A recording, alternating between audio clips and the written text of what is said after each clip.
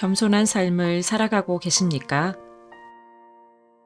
오늘의 본문은 에스더 5장 1절부터 14절까지 말씀입니다. 말씀 살펴보기. 제3일에 에스더는 왕비의 예복으로 차려입고 왕궁 앞에 있는 왕궁 안뜰에 섰습니다. 왕은 왕궁 입구의 반대편에 있는 왕자에 앉아 있었습니다. 왕이 에스더 왕비가 뜰에 서 있는 것을 보고 기뻐하며 손에 있던 금으로 된 귤을 내밀었습니다. 그러자 에스더가 다가와 귤 끝을 만졌습니다. 왕이 물었습니다. 에스더 왕비, 무슨 일이요? 무슨 할 말이 있소? 내가 이 나라의 반이라도 떼어서 당신에게 주겠소. 에스더가 대답했습니다. 제가 오늘 왕을 위해 잔치를 준비했으니 왕께서 허락하신다면 하만과 함께 오셨으면 합니다. 왕이 말했습니다. 당장 하만을 들라 하라. 우리는 에스더가 부탁한 대로 할 것이다. 그리하여 왕과 하만이 에스더가 준비한 잔치에 참석했습니다. 왕은 그들과 포도주를 마시면서 에스더에게 다시 물었습니다. 이제 당신의 소원이 무엇이오? 내가 들어주겠소. 뭘 해주면 좋겠소? 내가 이 나라의 반이라도 떼어서 당신에게 주겠소. 에스더가 대답했습니다. 제 소원, 제가 부탁드릴 것은 이것입니다. 제가 왕께 은혜를 입고 왕께서 제 소원을 이뤄주시고 제 부탁을 들어주시기를 좋게 여기시면 제가 잔치를 준비하겠으니 왕께서는 하만과 함께 와주십시오. 내일 제가 왕의 말대로 하겠습니다. 하만은 그날 기쁘고 기분이 좋아 밖으로 나갔습니다. 그러나 왕의 문 앞에 있는 모르드게가 눈에 들어왔습니다. 그런데 모르드게는 하만을 보고 일어서지도 않았고 두려운 기색도 없었습니다. 하만은 모르드게를 보고 화가 끓어올랐습니다. 그러나 하만은 꾹 참고 집으로 돌아갔습니다. 자기 친구들과 아내 세레스를 부른 하만은 많은 재산과 많은 아들들에 대해서와 왕이 자기를 얼마나 존중해 주는지 다른 귀족들이나 대신들보다 얼마나 높은 위치에 있는지 자랑했습니다. 그리고 덧붙였습니다. 그런데 그게 다가 아니야. 에스더 왕비께서 준비한 장치에 왕과 동반으로 초대된 사람이 나 말고 더 있겠어? 그리고 왕비께서 내일도 왕과 함께 오라고 초대하셨어. 하지만 저 유다 사람 모르드게가 왕의 문 앞에 앉아있는 한 이 모든 것들도 만족스럽지가 않아. 그 아내 세레스와 그의 모든 친구들이 그에게 말했습니다.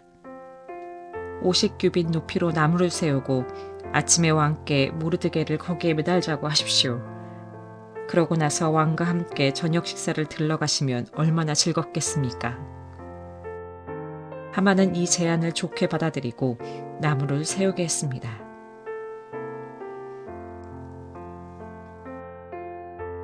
오늘의 팁. 1규빗은 대략 45cm입니다. 그러므로 14절에 나온 50규빗은 2250cm로 즉 22.5m를 말합니다. 말씀 이해하기.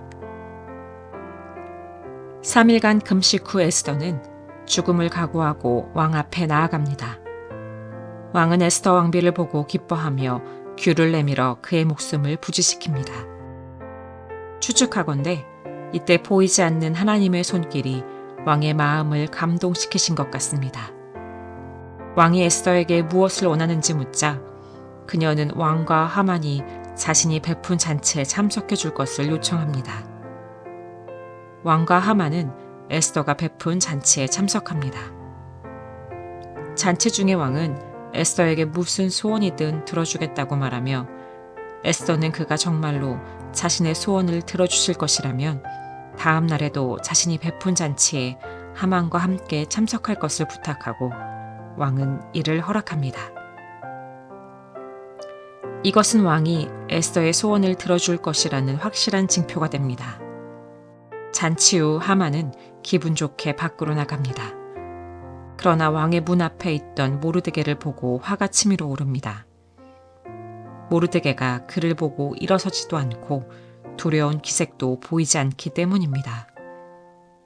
화를 억누르며 집에 돌아와 친구들과 아내를 불러 자신이 가진 많은 재산과 많은 아들들에 대해서와 왕이 자기를 얼마나 존중해 주는지, 다른 귀족이나 대신들보다 얼마나 높은 위치에 있는지, 그리고 왕비가 준비한 잔치에 왕과 자신만이 참석했고 내일도 초대받았다는 사실을 자랑합니다.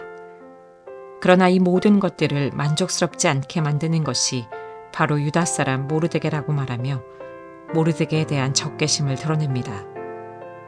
이에 하만의 아내와 친구들은 왕에게 청하여 모르드게를 20m 넘는 높은 나무에 매달아 공개 처형시키라고 제안합니다. 이를 좋게 여긴 하만은 먼저 나무를 세우도록 합니다. 하만은 부족한 것이 없는 사람입니다. 재산, 자녀, 명예, 영광, 권력 등 거의 모든 것을 지닌 자로 페르시아 제국의 2인자라고 할 만합니다. 그러나 그는 거만하고 오만한 사람입니다. 자신이 가진 것을 공공연히 자랑하고 자기에게 경의를 표하지 않고 두려워하지 않는 모르드게에 분노하며 공정하지 않은 대우를 합니다.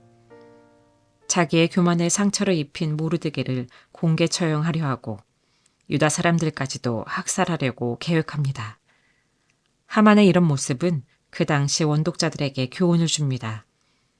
가진 것을 자랑하지 말고 교만과 오만 대신 겸손의 옷을 입고 의로운 사람을 학대하지 말 것을 가르쳐 줍니다. 이러한 교훈은 오늘날을 사는 우리에게도 적용됩니다.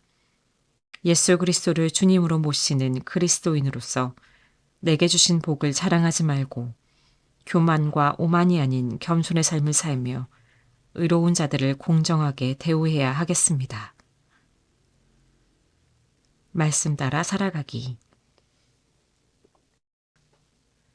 당신은 교만합니까? 겸손합니까?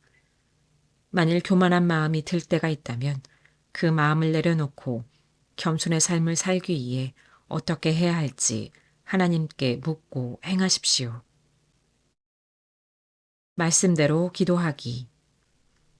모든 그리스도인이 교만을 버리고 겸손한 삶을 살아 세상에 선한 영향력을 끼치도록 함께 기도합시다.